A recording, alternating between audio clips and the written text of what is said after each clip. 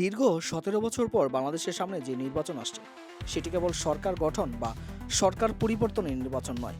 এটি রাষ্ট্র পরিচালনার দর্শন, রাজনৈতিক সংস্কৃতি এবং ক্ষমতার কাঠামো বদলের একটি বাস্তব সুযোগ। এই বাস্তবতায় রাজনৈতিক দলগুলোর নির্বাচনী ইশতেহার হওয়ার কথা ছিল জন আকাঙ্ক্ষার স্পষ্ট, বাস্তবসম্মত এবং দায়িত্বশীল প্রতিফলন। কিন্তু প্রকাশিত ইশতেহারগুলো বিশ্লেষণ করলে প্রত্যাশা ও বাস্তবতার মধ্যে গভীর ফাঁক স্পষ্ট হয়ে ওঠে।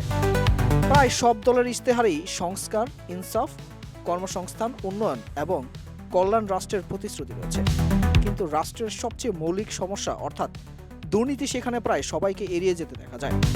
অথচ বাস্তবতা হলো এই দেশের অর্থনীতি দাঁড়িয়ে আছে প্রবাসীদের ঘাম জড়ানো রেমিটেন্স, গার্মেন্টস শ্রমিকদের কঠোর পরিশ্রম, ফ্রিল্যান্সারদের বৈষয়িক আয়ের সক্ষমতা, দেশীয় ব্যবসায়ীদের বিনিয়োগ এবং সাধারণ মানুষের সর্বোচ্চ ত্যাগের উপর। এসব উৎস থেকে যে আয় রাষ্ট্রের হাতে আসে সেটি যদি সঠিকভাবে ব্যবহৃত হতো তাহলে বাংলাদেশকে সত্যিকার অর্থেই একটি স্বপ্নের দেশে রূপান্তর করা সম্ভব ছিল। কিন্তু দুর্নীতিমুক্ত না হলে এই আয়ের বড় অংশ উন্নয়নে কাজে লাগে না। বাস্তব অভিজ্ঞতা বলছে বড় বড় উন্নয়ন প্রকল্পের অন্তত ৭৫% অর্থ কোনো না কোনোভাবে দুর্নীতিতে গিলে ফেলা হয়। ফলে কাগজে যত পরিকল্পনা, যত ওয়েলফেয়ার প্রকল্প, যত অবকাঠামোগত উন্নয়নই দেখানো হোক না কেন, তার বাস্তব সুফল মানুষের কাছে পৌঁছায় না। দুর্নীতিকে অগ্রাধিকার দিয়ে নিয়ন্ত্রণে না আনলে কোনো উন্নয়ন প্রকল্পই কার্যকর হয় না, বরং সেটি লুটপাটের উৎসে পরিণত হয়। এনসিপির ইশতেহারে কিছু কাঠামোগত পরিবর্তন ও জবাবদিহিতার ভাষা পাওয়া যায়, যা তরুণ ও শিক্ষিত শ্রেণীর দৃষ্টি আকর্ষণ করে। কিন্তু সীমিত রাজনৈতিক শক্তি এবং রাষ্ট্রযন্ত্রের বাইরে থেকে এসব সংস্কার বাস্তবায়নের সক্ষমতা তাদের আছে কিনা সেই প্রশ্ন থেকেই যায়।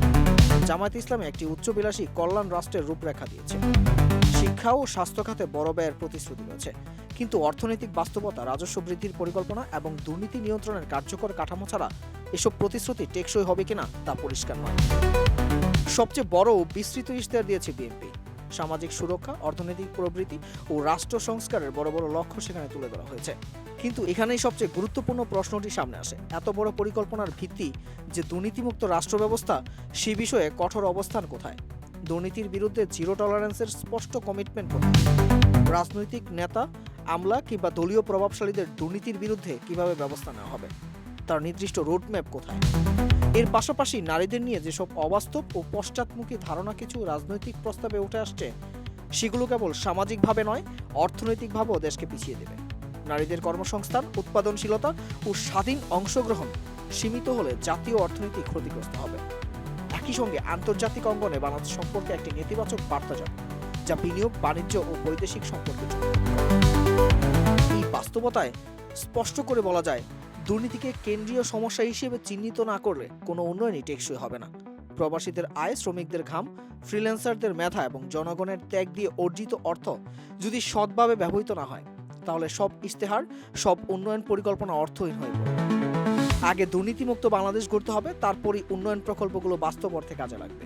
নইলে কাগজের স্বপ্ন আর বাস্তবের বৈষম্যের ব্যবধান আরও গভীরই হবে।